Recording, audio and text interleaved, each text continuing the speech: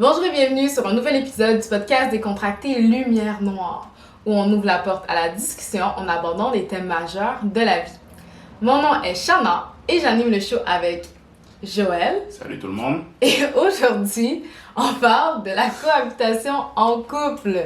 Donc, un peu sous forme de story time, donc on discute avec vous, on parle de nos expériences personnelles et puis c'est ça. Donc, restez avec nous si vous voulez en apprendre un peu plus sur moi, sur Joël et sur comment on a vécu la cohabitation en couple.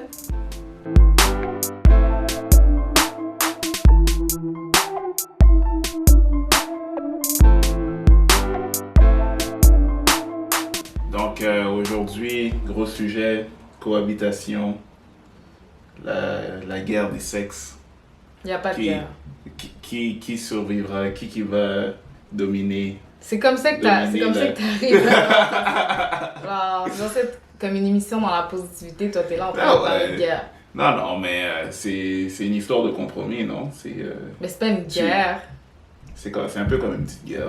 Non. Chacun veut avoir un peu de son... de qu'est-ce qu'il veut et puis... Je suis pas d'accord avec ça. Genre, il y a un débat quand même qui se passe et puis... Un guerre, c'est de la violence, c'est des gens qui tuent d'autres personnes. Non, mais c'est une guerre de mots. Non, il n'y a pas de guerre de mots. Non, je suis pas d'accord avec ça. C'est quoi ta vision de la cohabitation, toi? Ma vision de la cohabitation, c'est deux personnes en couple, donc deux personnes qui s'aiment, qui veulent aller plus loin, puis vivre ensemble. Donc, vivre ensemble, c'est partager une habitation, peu importe que ce soit un appartement, une maison, condo, whatever. OK? Mm-hmm. C'est ça, c'est juste ça. C'est de cohabiter ensemble dans l'harmonie. Genre, moi, il n'y a pas d'histoire de guerre, là. Fait que... Non, mais c'était une blague, mais on s'entend que ça sera pas toujours rose. On est clair là-dessus, et puis je pense qu'on va pas mentir aux gens non plus à la maison, c'est pas toujours rose. Mm-hmm. Y aura des chicanes qui vont arriver, mais je sais que l'important c'est toujours d'arriver à un terrain d'entente. Exact. Et puis c'est sûr qu'il y aura toujours quelqu'un qui va faire un compromis par rapport à qu'est-ce qu'il a été habitué de vivre, Mm-hmm. ou de la manière qu'on l'a élevé, par exemple. C'est ça, donc moi je le vois comme tu fais un choix pour ce que tu trouves qui est vraiment important pour toi et qui va soit à l'encontre de tes valeurs ou... Mais si ça va à l'encontre de tes valeurs, t'es pas censé l'accepter. Mais on va mettre les gens un peu en contexte. Ouais. On va vous mettre un peu en contexte pour les gens qui savent pas. Joël et moi, on est un couple, donc on vit ensemble depuis, ça fait quoi? 1 an et demi à peu près? 1 an. En avril, ça fait 1 an. 1 an et Ouais, c'est ça. 1 an et 3 mois. Ouais, c'est ça. 1 an et 3 mois. Ça fait 1 an et 3 mois qu'on habite ensemble. On connaît même pas la date de notre cohabitation. Ça fait 1 an et 3 mois qu'on habite ensemble. Puis c'est ça. Donc toi, tu parles de... t'as fait des choses qui allaient à l'encontre de tes valeurs. Mets-nous en contexte. Hein. Non, c'est pas ça. J'ai pas dit que j'ai fait des choses qui vont à l'encontre de mes valeurs, mais je voulais dire dans le sens que Mm-hmm. il faut que tu choisisses tes combats. C'est vrai. Si ça ne va pas à l'encontre de tes valeurs, comme je pense que tu auras... Moi, en tant que... Donne un exemple pour moi, concret. par exemple... Hein? Pour que les gens puissent comprendre. Donne un exemple Un concret. exemple concret, par exemple, disons... Moi, j'aime ça laisser traîner mon assiette sur la table, par exemple, au salon ou sur le bureau. Mm-hmm. Si toi, ça te dérange, moi, personnellement, c'est pas quelque chose qui va changer complètement ma vie, le fait de ramasser mon assiette après que j'ai fini de manger. Mm-hmm. Tu comprends? Fait que je vais faire cet effort-là de le ramasser juste après que j'ai terminé, puisque je sais que pour toi, peut-être, c'est quelque chose qui est inacceptable ou... Ben, on va se le dire, là, de laisser une assiette de nourriture, surtout l'été. Si tu veux pas te fourmer chez toi, si tu veux te coquerelle chez toi, ben, faut que tu ramasses la bouffe, là. On peut se donner un délai de 30-45 minutes, là, au moins. Délai accepté. Le temps de digérer. L'assiette aussi doit digérer de l'idée. C'est quand même une bonne marche, là, jusqu'à la cuisine. Ah. Ouais, fait que... On habite dans un appartement. Non, mais c'est ça, comme...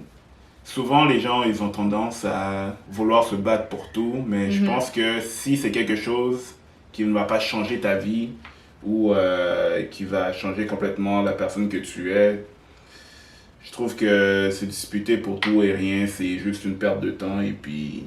Fait que dans le fond, faut pas que ça soit qu'est-ce que tu disais au départ, donc faut pas que ce soit une guerre, Ouais, faut pas que c'est ce ça, soit exactement. une compétition, faut que ça C'est soit ça.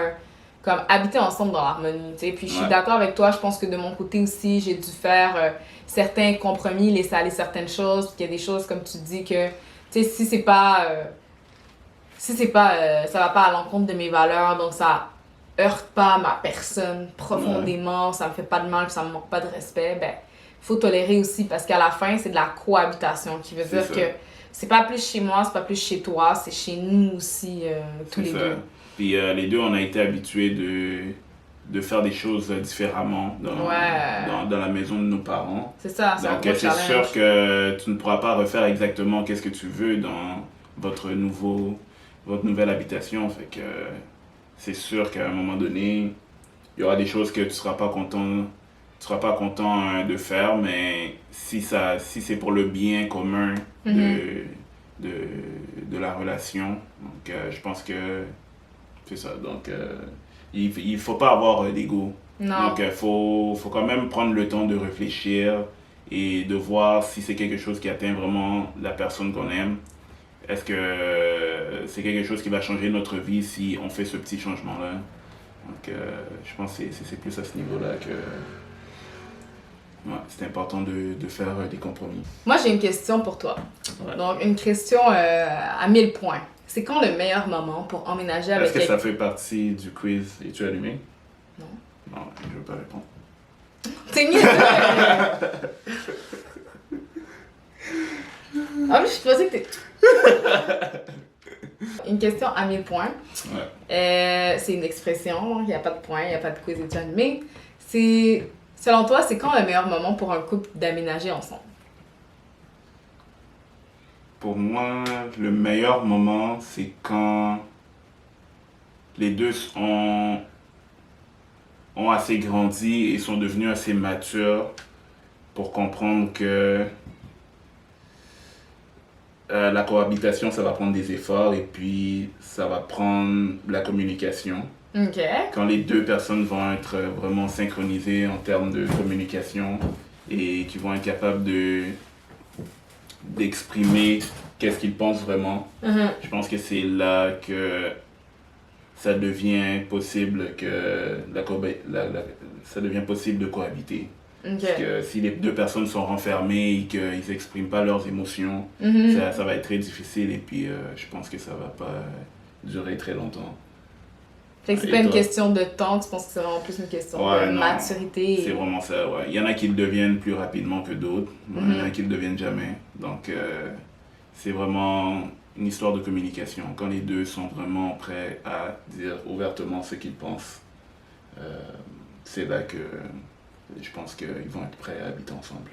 Et toi, qu'est-ce que tu en penses? Je pense que c'est une très bonne réponse. Ouais. Je 1000 dirais... Je dirais personnellement, je suis pas comme si j'ai rien entendu. Je dirais, ouais, je suis pas mal d'accord avec toi là. Je pense que c'est une question de maturité comme tu as dit. Puis c'est aussi la volonté là, la volonté de vouloir habiter ensemble puis de vouloir que ça fonctionne.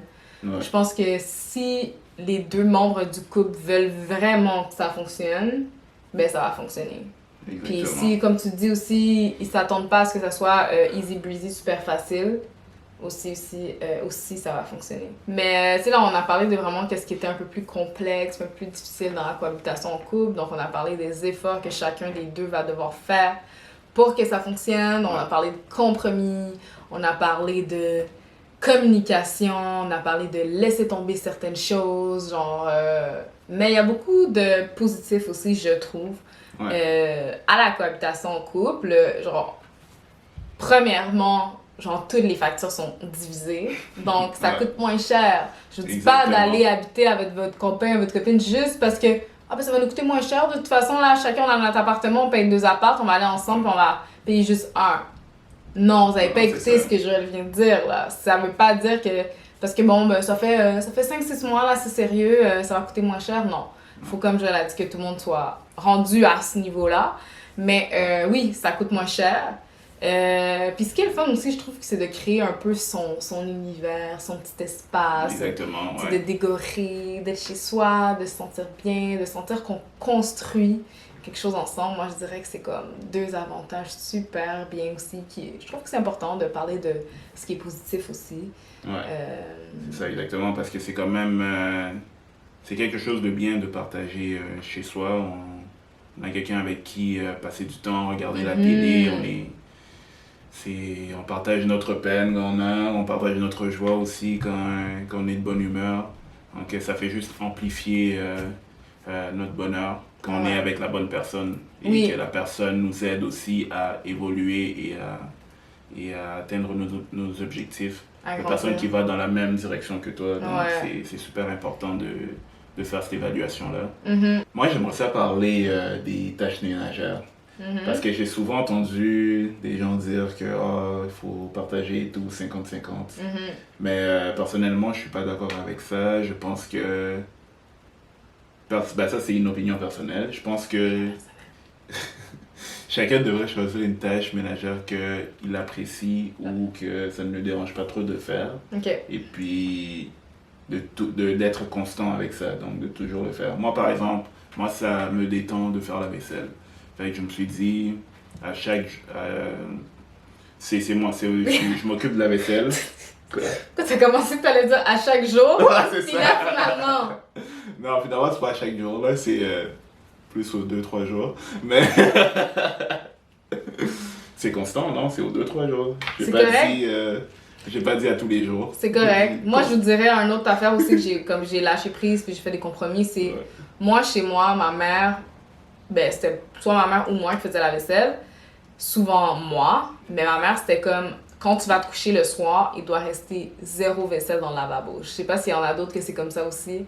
C'est comme, à chaque jour, tu vas faire la vaisselle, puis à la fin de la journée, ton lavabo doit être clean. Donc, moi, j'ai commencé comme ça. Après, à un moment donné, j'ai fait comme, you know what, j'ai une vie, j'ai des activités, j'ai des projets, j'ai du travail et tout. Donc, j'ai un peu lâché prise là-dessus. Puis, Joël qui fait la vaisselle aux 2-3 jours, j'ai lâché prise là-dessus aussi. C'est sûr qu'au début, j'étais comme...